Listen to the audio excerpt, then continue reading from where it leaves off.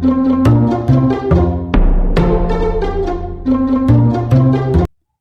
guys, selamat datang di podcast aku, podcast Niat Bisnis. Ngomong-ngomong, ini adalah podcast pertama aku. Dan semoga informasi yang aku bagi selama beberapa menit ke depan bermanfaat bagi teman-teman semua. Oke, ada pepatah mengatakan tak kenal maka tak sayang. Maka izinkanlah aku berkenalan agar suatu saat bisa sayang-sayangan. Asik, bercanda sih ya. Perkenalkan, namaku Putri Safira.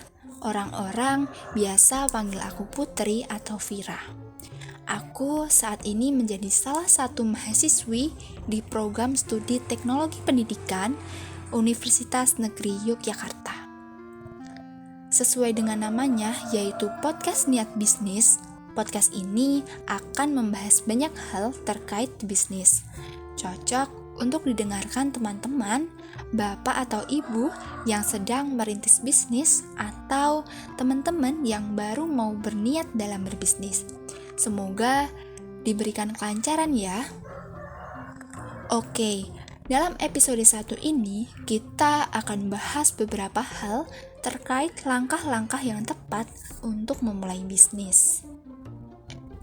Sudah umum kita ketahui bahwa banyak pembisnis yang gagal memulai usaha tanpa proses perencanaan dan ide bisnis yang matang.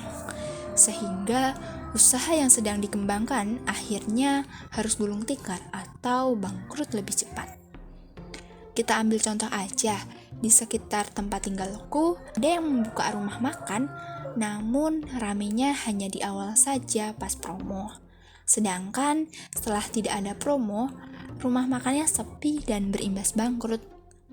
Ada minimarket yang baru buka, isinya lengkap, tapi sepi dan jarang banget orang belanja di situ. Ada yang membuat suatu tempat wisata, tempatnya besar, bangunannya luas, pengunjungnya rame, tapi karena kurang perawatan dan pembaharuan, akhirnya sepi dan terpaksa harus ditutup. Berikut 7 langkah-langkah memulai bisnis yang dapat teman-teman lakukan agar bisnis teman-teman dapat sukses. Langkah memulai bisnis yang pertama yaitu menentukan jenis usaha yang akan teman-teman kelola.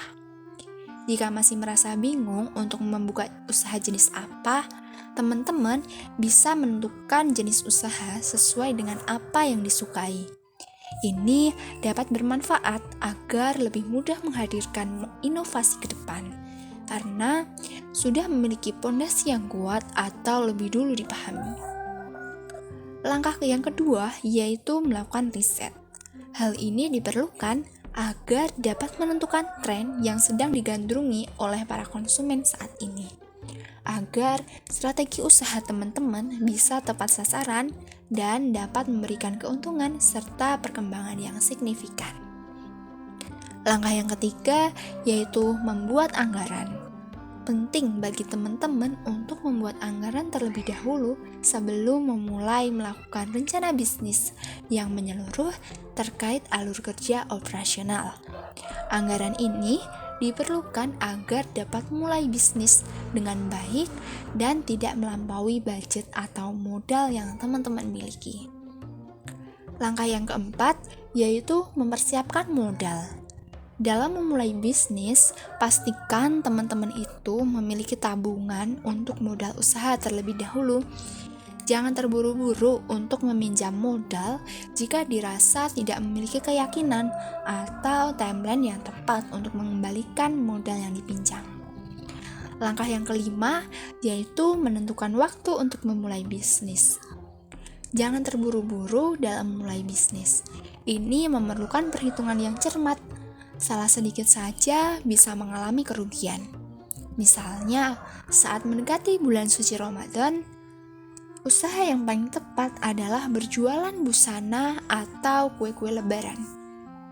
Dari contoh ini, teman-teman bisa memiliki gambaran jelas soal waktu yang tepat untuk memulai usaha. Jadi, pilihlah waktu yang tepat memulai bisnis ya. Langkah yang keenam yaitu menentukan keunikan dari produk atau jasa usaha. Karena di dunia bisnis yang ada namanya persaingan. Jadi, dengan cara memulai bisnis ini, teman-teman harus menentukan keunikan dari produk atau jasa yang dipasarkan. Harus memiliki daya tarik sehingga lebih menarik hati konsumen. Selain itu, dengan menentukan keunikan produk atau jasa, para konsumen akan lebih mengingat produk teman-teman dibanding dengan produk brand lain yang serupa. Langkah yang ketujuh atau yang terakhir yaitu membuat strategi promosi yang tepat untuk produk atau jasa.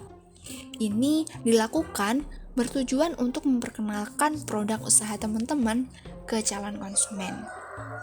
Semakin tepat promosi yang dilakukan, semakin banyak orang yang mengetahui produk yang dikembangkan. Apalagi zaman sekarang ini, semakin canggih teknologi yang dapat dimanfaatkan untuk mempromosikan produk dari teman-teman. Oke teman-teman, sekiranya cukup bagiku untuk menyampaikan materi dalam podcast Niat Bisnis episode 1 ini. Semoga dapat bermanfaat bagi teman-teman dan sampai jumpa di podcast selanjutnya. Dah.